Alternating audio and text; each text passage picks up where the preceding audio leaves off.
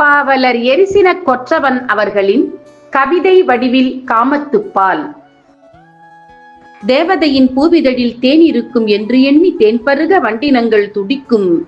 பாருலகில் பார்த்ததிலே பாவை ஒன்றே அழகு என்று பறவையெல்லாம் பாசுரங்கள் படிக்கும். பார்த்தவரை கிறங்கடிக்கும் பட்டு நிலா கண்களவை பார்வையிலே பனங்கல்லை வடிக்கும். முன்னழகை மூடி வைத்த முந்தானை வாசமது முக்தி தந்து என் கதையை முடிக்கும்.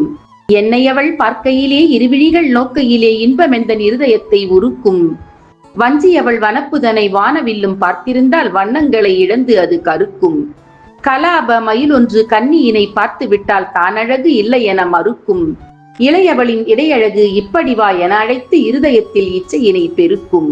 சடையாடும் மலரழகும் சதிராடும் விழியழகும் சாமியாக்கும் சஞ்சலங்கள் கொடுக்கும். கொடி போன்ற இடையழகும் கொடி தாங்கும் கனியழகும் கொத்தோடு என்னுயிரை எடுக்கும். முத்தான பல்லழகும் முதிராத சொல்லழகும் முத்தமிட கடிதம் ஒன்று விடுக்கும். காது மடல் தடவி கழுத்தருகே செல்கையிலே கன்னியவள் நாணமெனை தடுக்கும். கட்டி அணைத்து உடல் காதல் மொழி பயிலையிலே காற்றுபுக இடைவெளியே இல்லை.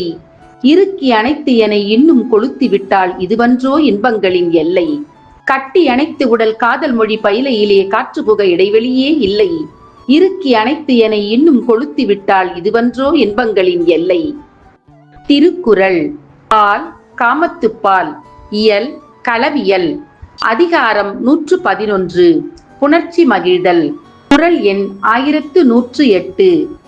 வீழும் இருவர்க்கு இனிதே வழியிடை போழப்படா முயக்கு. பொருள்: இருவருக்கும் இடையே காற்று கூட புக முடியாத அளவுக்கு அணைத்துக் கொள்வதே காதலர்களுக்கு இன்பமாகும்.